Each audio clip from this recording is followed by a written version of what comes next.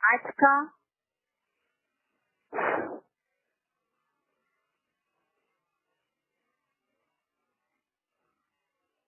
भगवत गीता के रविवार को जो टेस्ट हुई है उसके प्रश्नों के जवाब देखते हैं। पहला प्रश्न है,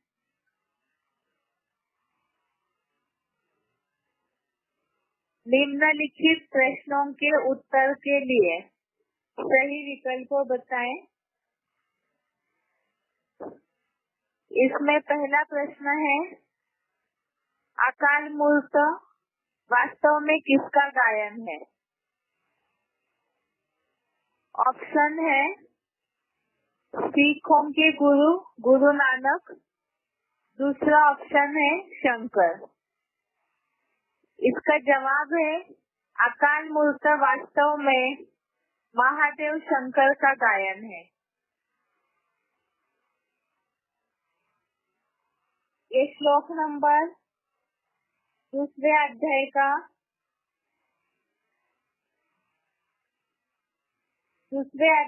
17वां श्लोक, अध्याय सेकंड, श्लोक नंबर 17 में ये बात आई है कि अकाल मूर्त जो है वो महादेव का गायन है, शंकर का गायन है, जिनके द्वारा सृष्टि वृक्ष फैला हुआ है।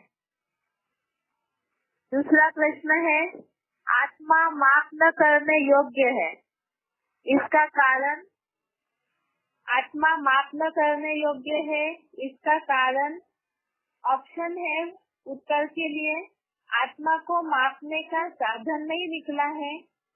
दूसरा ऑप्शन है आत्मा अति सूक्ष्म अनुरूप है।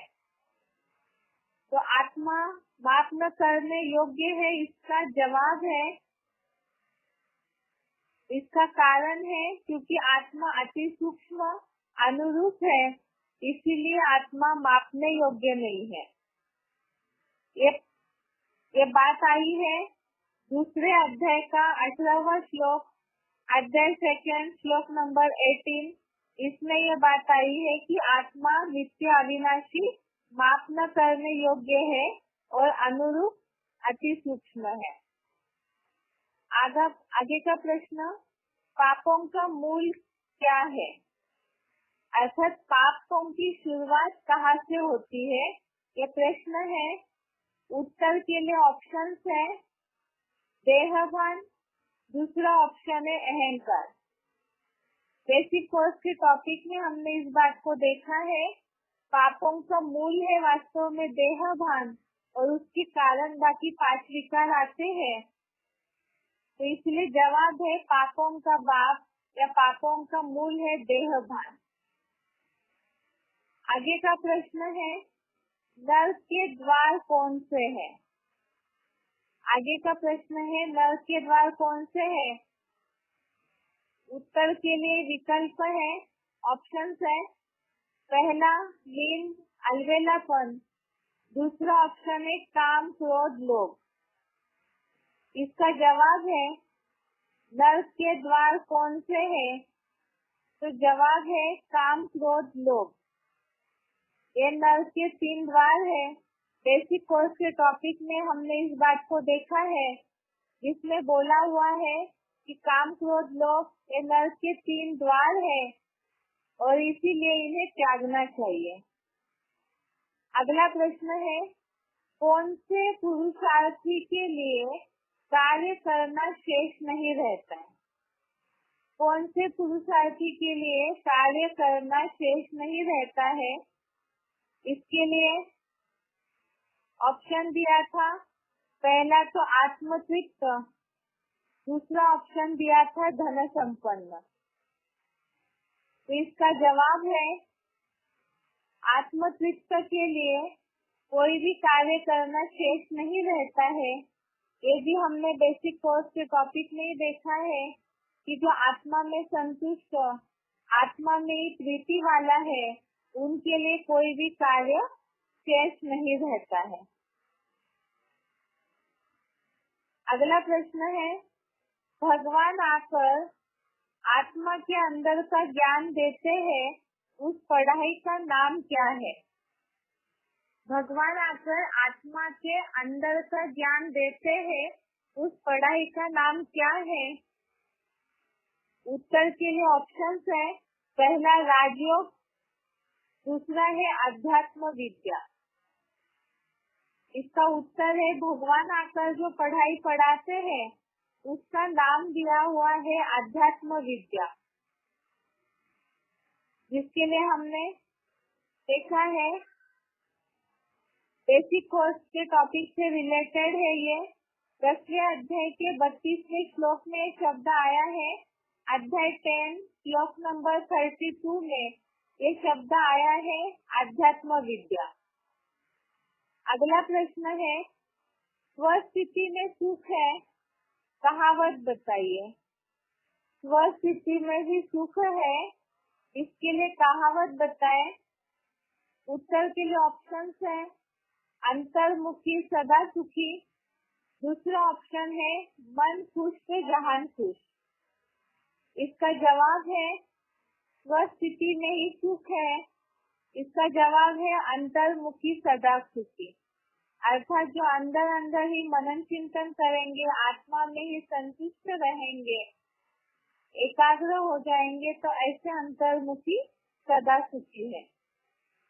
8वां प्रश्न है, वाचा और कर्म सुधारने के लिए सबसे पहले क्या सुधारना होगा? वाचा और कर्म सुधारने के लिए सबसे पहले क्या सुधारना होगा? उत्तर है, पहला ऑप्शन है संस्कार, दूसरा ऑप्शन है मन के संकल्प। बेसिक कोर्स से रिलेटेड ये भी प्रश्न था। वाचा और कर्म सुधारने के लिए पहले मन के संकल्पों को सुधारना होगा। जैसे बेसिक कोर्स में हमने देखा मनसा वाचा कर्मणा कहा जाता है, तो मन के संकल्प सुधरेंगे तो वाचा और कर्मणा के ऊपर उसका असर अपने आप ही होगा। अगला प्रश्न है, निम्नलिखित प्रश्नों के उत्तर 2-3 वाक्यों में बताइए।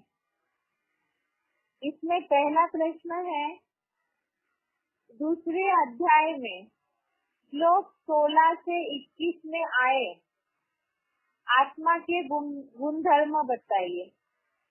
दूसरे अध्याय में श्लोक 16 से 21 तक, श्लोक नंबर 16 से श्लोक नंबर 21 में आए आत्मा के गुणधर्म बताए, अर्थात जो भी आत्मा की विशेषताएं या आत्मा के गुणधर्म से रिलेटेड श्लोकों में बातें आई है वो पूछा गया था।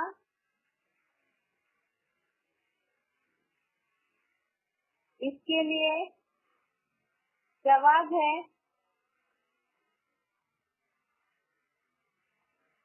पहले श्लोक नंबर 18, श्लोक नंबर 18, इसमें आया है आत्मा नित्य अविनाशी माप न करने योग्य है। आत्मा नित्य अविनाशी माप न करने योग्य है। और क्लैरिफिकेशन में बात आई है कि अन्य सभी अनुरूप और अति सूक्ष्म, अर्थात आत्मा का रूप बताया कि आत्मा अनुरूप और अति सूक्ष्म है। इसके अलावा अध्याय श्लोक नंबर 19, श्लोक नंबर 19, इसमें बात आई है कि आत्मा को जो मरा हुआ और मारने वाला मानता है वो दोनों ठीक नहीं जानते हैं। श्लोक नंबर 20, श्लोक नंबर 20, इसमें बात आई है आत्मा अजन्मा, नित्य, सनातन, पुरातन और अविनाशी है और साथ में आत्मा मारी नहीं जाती है। श्लोक नंबर 21, श्लोक नंबर 21, इसमें बात आई है आत्मा जन्म रहित, अक्षय है और अपने स्वभाव संस्कारों की अविनाशी आत्मा है। इस तरह से श्लोक नंबर 16 से श्लोक नंबर 21 में आत्मा के गुणधर्म जो लोगों को हम बता सकते हैं देह और शरीर के अंतर के लिए आत्मा और शरीर के अंतर के लिए कि आत्मा की गुणधर्म है, अजन्मा है, नित्य है, अविनाशी है, अक्षय है, सनातन, पुरातन, माप में करने योग्य है, अर्थात अति सूक्ष्म अनुरूप है और न मारता है न किसी से मारा जाता है। अगला प्रश्न है, सत्य अविनाशी है, इसे सिद्ध करने वाले श्लोक का भावार्थ बताएं। सत्य जो है उसका कभी विनाश नहीं होता है, अविनाशी है, इसे श्लोक में आया हुआ भावार्थ बताए जिस श्लोक से सिद्ध होता है कि सत्य अविनाशी है। उत्तर के लिए श्लोक नंबर अध्याय 2 का 16 नंबर श्लोक नंबर 16, इसमें ये बात आई है, असत का अस्तित्व नहीं होता और सत्य का अभाव नहीं होता है। इन दोनों का निर्णय तत्व ज्ञानियों द्वारा लिया गया है। अर्थात सत्य अविनाशी है, इसे ही श्लोक में शब्द आया है, सत्य का अभाव नहीं होता है, ऐसा तो कभी छूटता नहीं है, सत्य हमेशा ही अविनाशी रहता है। दूसरे अध्याय का 16वां श्लोक, ये बात जनरली बहुत सारी कोर्स में बातें आती है या जहाँ सत्य प्रभावशाली होता है, ऐसे उदाहरण जहाँ देने हैं, ऐसी जगह पर ये श्लोक लागू किया जा सकता है। इसलिए इस श्लोक को जनरली याद रखना जरूरी है। आगे का प्रश्न है, मनुष्य सृष्टि का बीज कौन है और कैसे? मनुष्य सृष्टि का बीज कौन है और कैसे? इसका जवाब है दूसरे अध्याय का 17वां श्लोक, अध्याय 2 श्लोक नंबर 17 में ये बात आई है। महादेव शंकर जिन्हें अकाल मूर्त कहते हैं, अर्थात उनको कभी काल नहीं खा सकता है और जैसे बीज का विनाश नहीं होता है, वैसे ही महादेव शंकर जिनका विनाश काल में भी विनाश करने में कोई भी समर्थ नहीं है। महादेव शंकर जिनका विनाश काल में भी कोई भी विनाश करने में समर्थ नहीं है। श्लोक नंबर 17, इसमें ये बात आई है कि मानवीय सृष्टि वृक्ष के बीज महादेव द्वारा यह जो सृष्टि वृक्ष है वो फैला है, उसको तो अविनाशी जान और इस अविनाशी साकार बीज का विनाश काल में भी विनाश करने में कोई समर्थ नहीं है। तो जहाँ शंकर की बात आती है, अकाल मूर्त की बात आती है, या जैसे श्लोक के समय समझाया सत्यम शिवम सुंदरम, तो जहाँ सत्य है वो अविनाशी होता है, सुंदर भी है, कल्याणकारी है, इसीलिए ही वो बात महादेव शंकर के लिए ही लागू होती है। अगला प्रश्न है, आत्मा की शक्तियाँ और उनके कार्य बताएं। आत्मा की शक्तियाँ और उनके कार्य बताएं। तो आत्मा की 3 शक्तियाँ हैं, ये बेसिक कोर्स से रिलेटेड प्रश्न है। आत्मा की 3 शक्तियाँ मन, बुद्धि और संस्कार। और मन है, मन का कार्य है संकल्प करना, बुद्धि का कार्य है परखना, निर्णय करना और समझना, और संस्कार माना मन के संकल्प के द्वारा बुद्धि जो निर्णय करती है, उसकी कर्मों पे जो छाप पड़ती है, उसे संस्कार कहा जाता है। मन संकल्प करना, बुद्धि परख और निर्णय करना, और संस्कार अर्थात मन के संकल्पों की बुद्धि के निर्णय करने पर जो कर्मों पे छाप पड़ती है, उसे संस्कार कहा जाता है।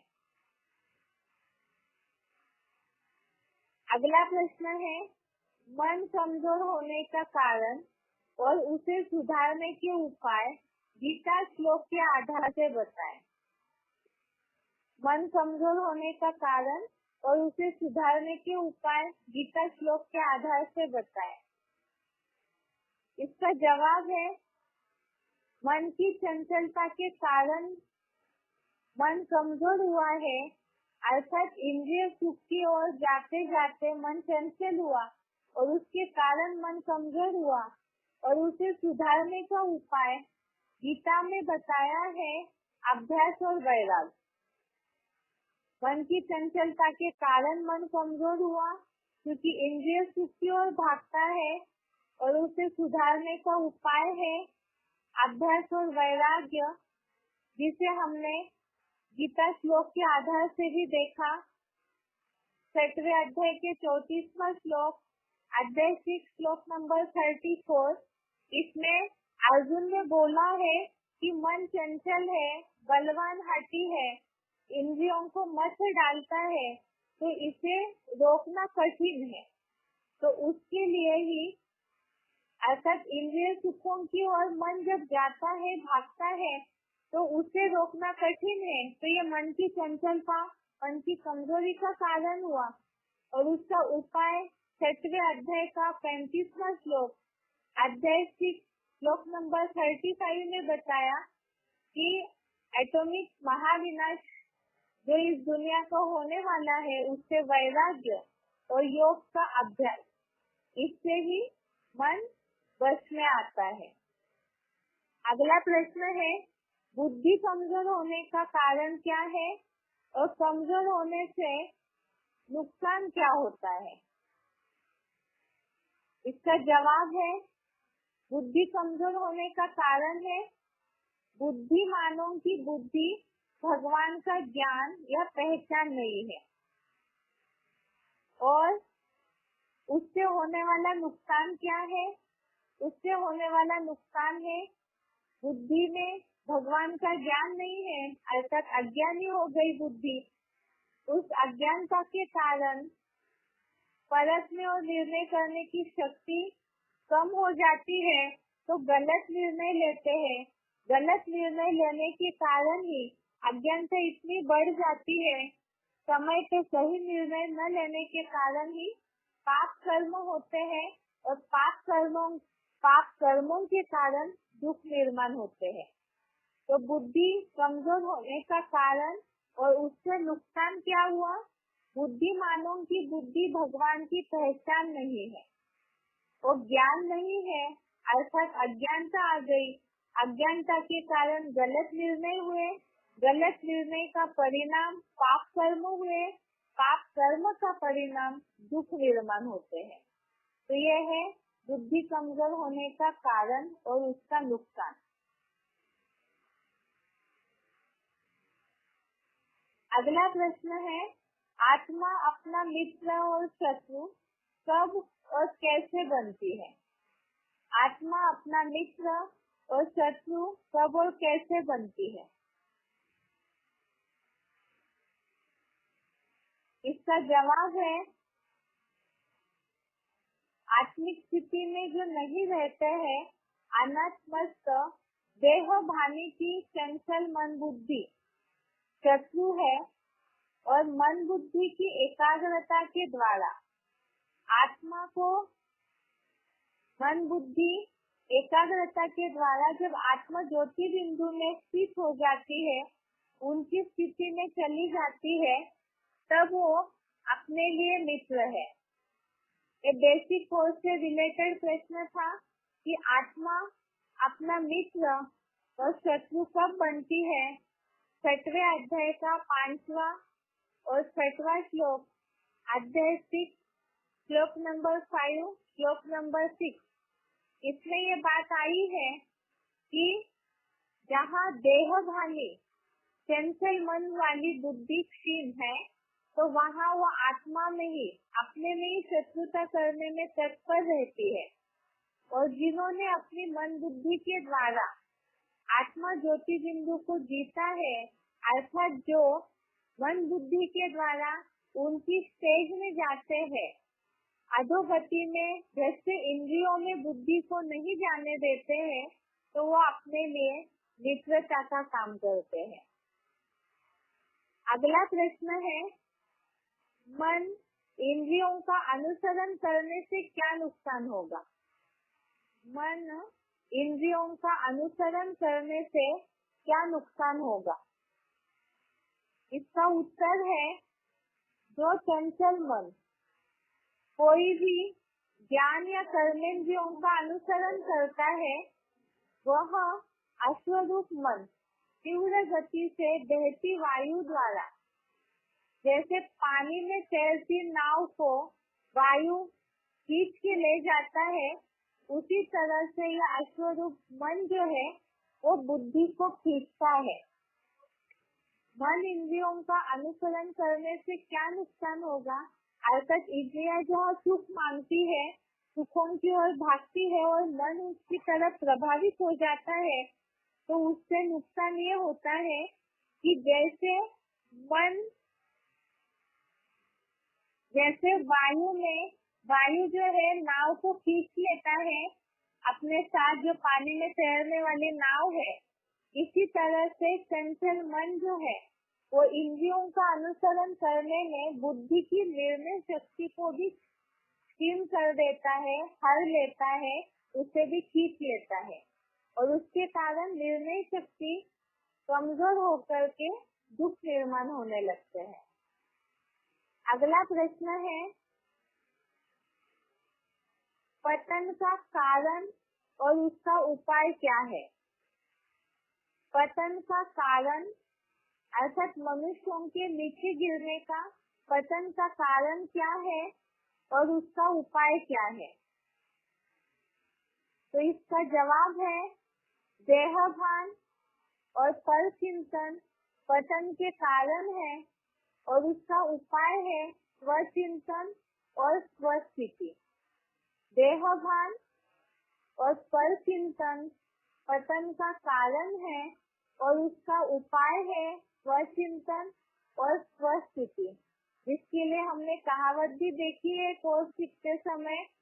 पर चिंतन पतन की जड़ है, जड़ अर्थात जैसे मूल है, जिसके कारण ही पतन होने लगता है, मनुष्य नीचे गिरने लगते हैं। और स्वचिंतन उन्नति की सीढ़ी है, ऊपर चढ़ने की उनकी सीढ़ी है स्वचिंतन। देह पर है, आत्मा स्व है, तो देह का चिंतन करना पर चिंतन हुआ, देहधारियों का चिंतन करना पर चिंतन हुआ, जो नीचे गिराता है, और अपनी आत्मा का चिंतन करना। इसमें बहुत सी बातें हैं विस्तार वाली, यहाँ तो सिर्फ एक कीवर्ड बता दिया, स्वचिंतन उन्नति की सीढ़ी है और स्वस्थिति ऊपर चढ़ने का आधार है। आगे का प्रश्न है 10वां, स्वचिंतन का अभ्यास करने का तरीका गीता में क्या बताया है? स्वचिंतन का अभ्यास करने का तरीका गीता में क्या बताया है? इसका जवाब है,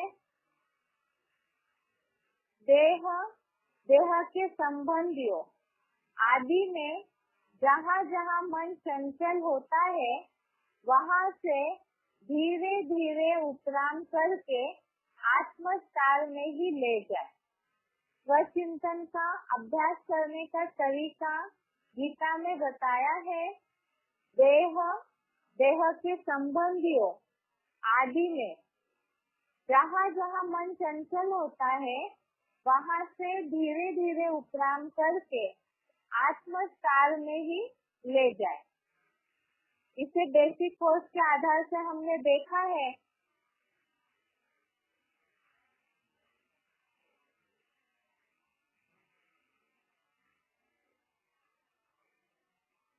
इसके लिए श्लोक बताया था, शनैः शनैः 7वें अध्याय का 25वां श्लोक और 26वां श्लोक, अध्याय 6 श्लोक नंबर 25-26। इसमें ये बात आई है कि शनैः शनैः उपरमेत् बुद्ध्या, अर्थात धीरे धीरे करके मन धैर्य वाली बुद्धि के द्वारा उपराम हो आत्म बिंदु में ही पूरा स्थिर करके कुछ भी चिंतन न करे। ये स्वस्थिति के अभ्यास का तरीका बताया। और दूसरा, अगर मन और कहीं इंद्रियों की ओर तुरंत आत्मिक स्थिति में मन स्थिर नहीं होगा, इसलिए 26 नंबर श्लोक में बताया उसका दूसरा उपाय। जहाँ जहाँ मन चलायमान होता है, देह के संबंधियों, कान विशेष में, पदार्थ विशेष में, जहाँ ये चंचल मन चलायमान होता है, वहाँ से मन बुद्धि को भली भांति प्रयत्न पूर्वक, धैर्य पूर्वक नियमित करके आत्मा के ही वश में ले आए।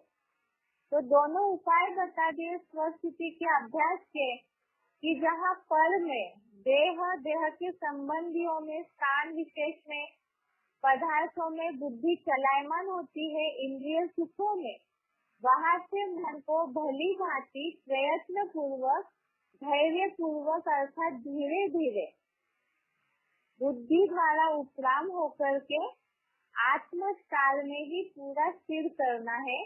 तो ये स्वस्थिति के अभ्यास का तरीका बताया। स्वस्थिति अर्थात वास्तव में एकाग्रता है मन बुद्धि की, और उस एकाग्रता का तरीका बता दिया है कि मन बुद्धि को इंद्रिय सुखों से धीरे धीरे निकाल के आत्म ज्योति बिंदु में ही स्थिर करे। अगला 11वां प्रश्न है, कठोपनिषद में शरीर रथ है, इसका वर्णन आया है। ऐसा शरीर रथ है और बाकी जो घोड़े क्या है, रथी कौन है, रस्सी कौन है, इस तरह का जो कठोपनिषद में वर्णन आया है, जो हम बेसिक कोर्स में बता सकते हैं कि वास्तव में ये शरीर ही रथ है, उसका भावार्थ बताएं। इसका जवाब है, कठोपनिषद में जो वर्णन आया है शरीर रूपी रथ के बारे में,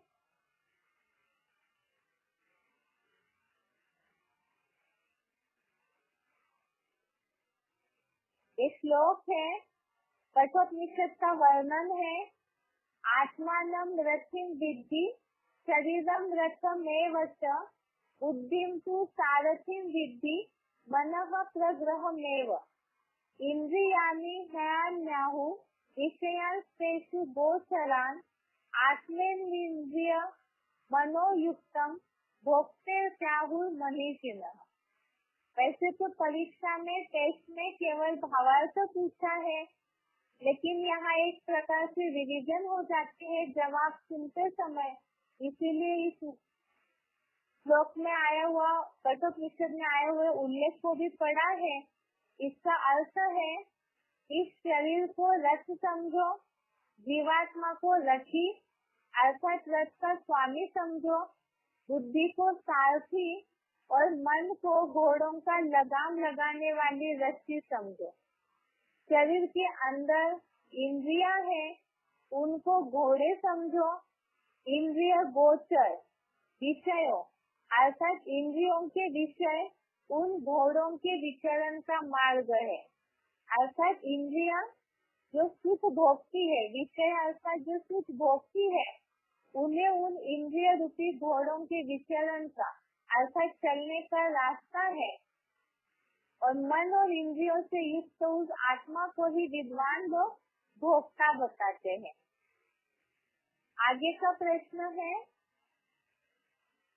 ज्ञान का नाश क्यों और कैसे होता है?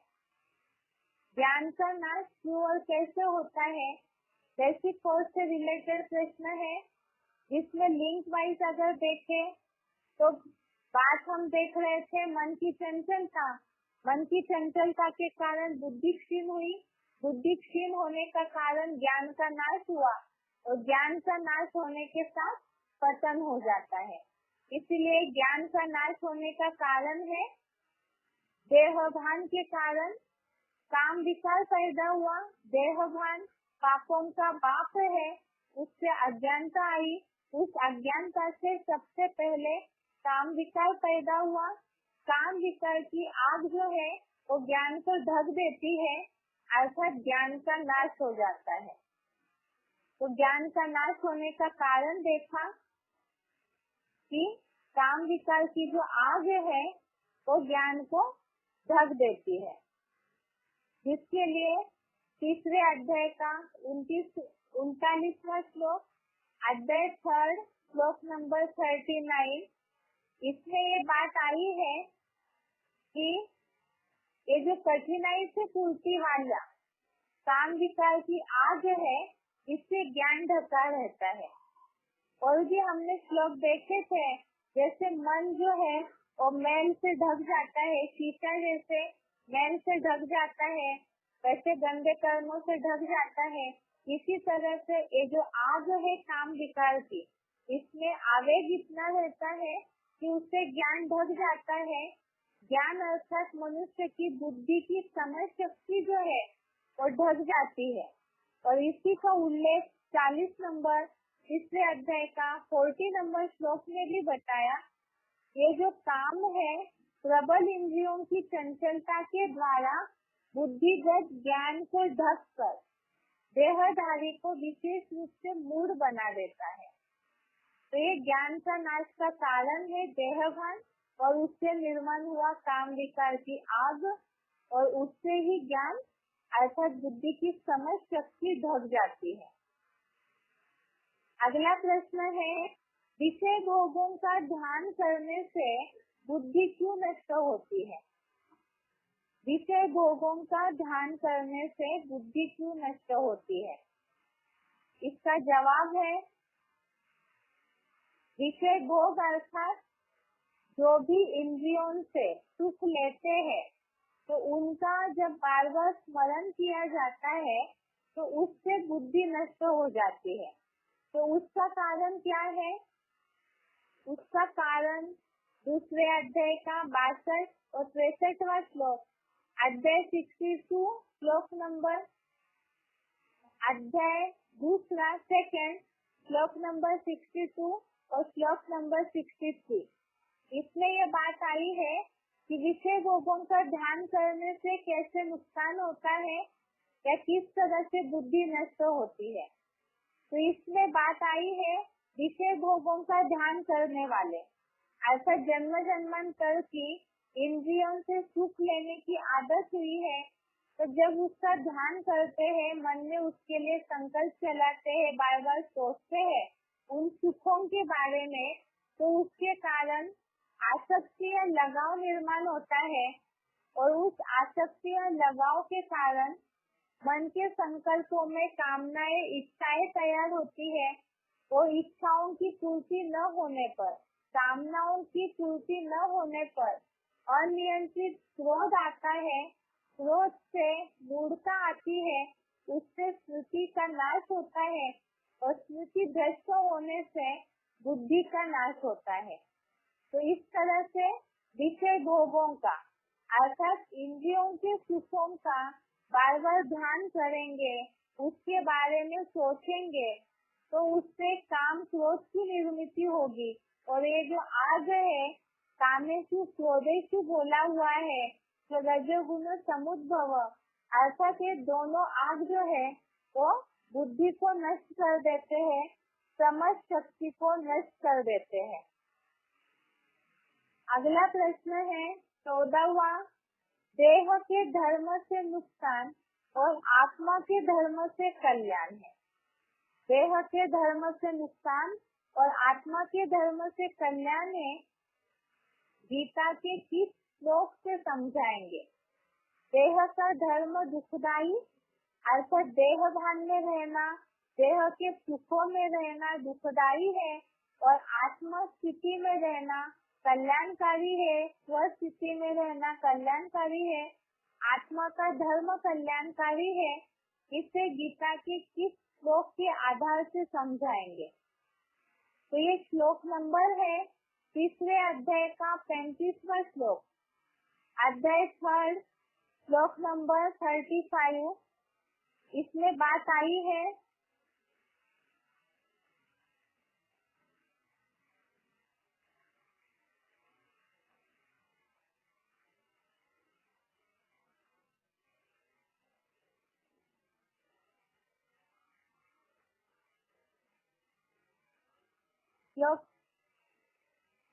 श्लोक है ये, श्रेयान् स्वधर्मो विगुणः परधर्मात् स्वनुष्ठितात् स्वधर्मे निधनं श्रेय परधर्मो भयावह। वैसे तो एग्जाम में श्लोक पूछा नहीं था, केवल भावार्थ के हिसाब से जवाब देने बोला था, लेकिन जवाब सही रीति से क्लियर करने के लिए श्लोक पढ़ के बताया। तीसरे अध्याय का 35वां श्लोक, इसमें आया है देह का धर्म किस तरह नुकसानदायी है। श्लोक का भावार्थ है, स्वधर्म का पालन करने से आत्मा का धर्म से, ये जो प्रकृति के धर्म से आत्मा का धर्म श्रेष्ठ है और इसमें मर जाना अच्छा है, लेकिन देह भानियों का, देह अभिमानियों का धर्म अति खतरनाक है। तो इस श्लोक से ये बात आई कि देह भान में रहना नुकसानकारक है और आत्मिक स्थिति में रहना, आत्मा के धर्म में रहना फायदे कारक है। इसके लिए ही श्लोक में शब्द आया है, स्वधर्मे निधनम श्रेय परधर्मो भयावह।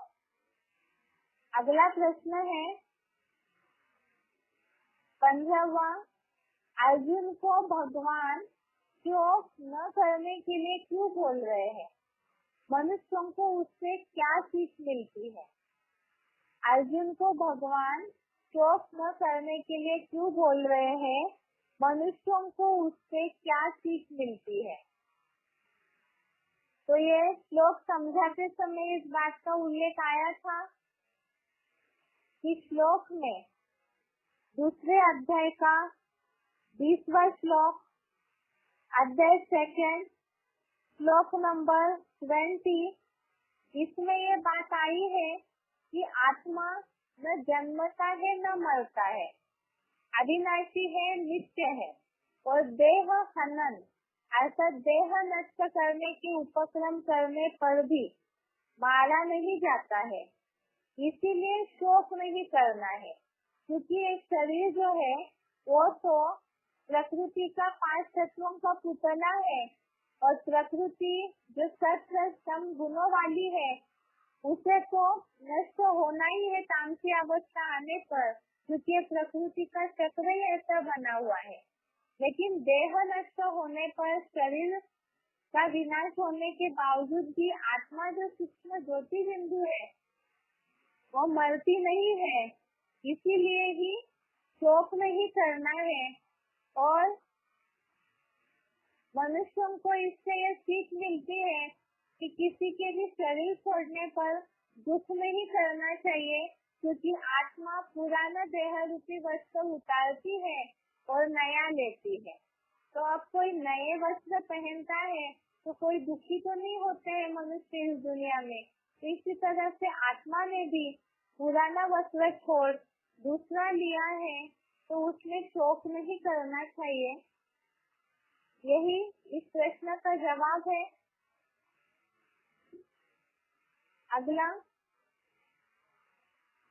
अगला प्रश्न है, निम्नलिखित प्रसंगों के लिए श्लोक बताएं। निम्नलिखित प्रसंगों के लिए श्लोक बताएं। तो इसमें सबसे पहला है, देह हनन करने पर भी अविनाशी आत्मा मारी नहीं जाती है।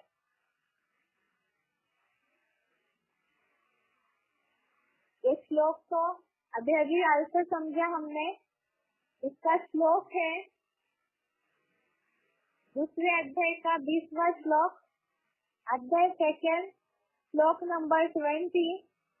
श्लोक है, न जायते म्रियते वा कदाचिन्नायं भूत्वा भविता वा न भूयः अजः नित्यः शाश्वतो यं पुराणो न हन्यते हन्यमाने शरीरे।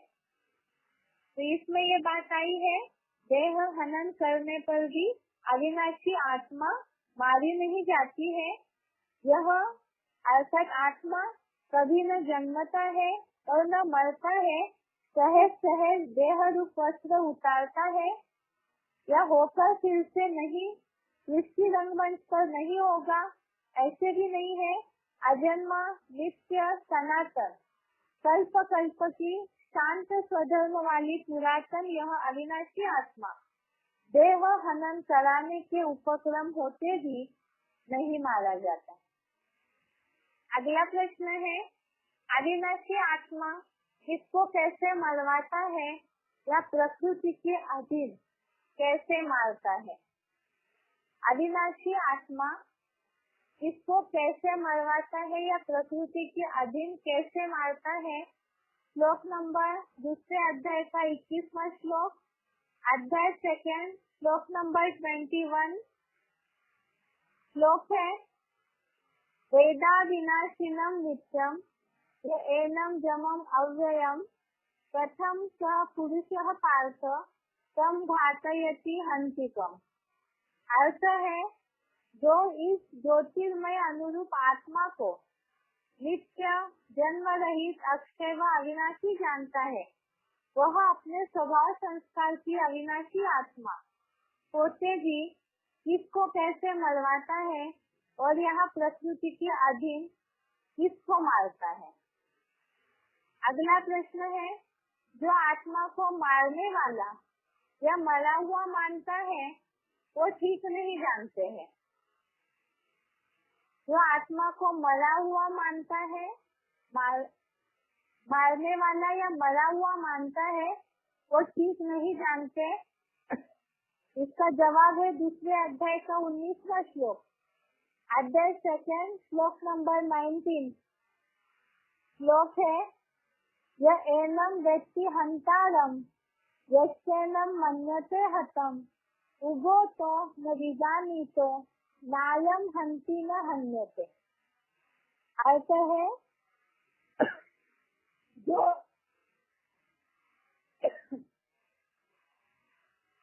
जो इस देहधारी आत्मा को मारने वाला समझता है और जो इसे कभी मरा हुआ मानता है, ये दोनों ही ठीक नहीं जानते। देह रूप वृक्ष का बीज यह आत्मा कल्पांत के महाविनाश में भी न किसी को मारता है न मारा जाता है।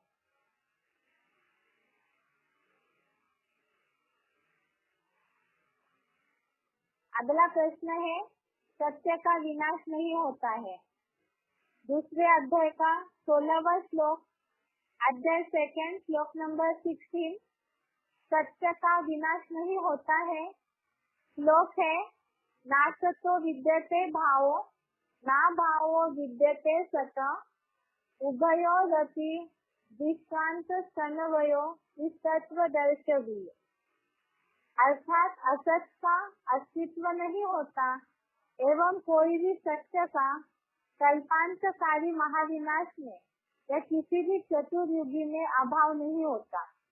जैसे सृष्टि बीज महादेव आदम देह से भी सदा काल है और रहेगा, इन सद सत दोनों का भी निर्णय कपिल जैसे तत्व ज्ञानियों द्वारा देखा गया है। अगला प्रश्न है, आत्मा अविनाशी और शरीर विनाशी है।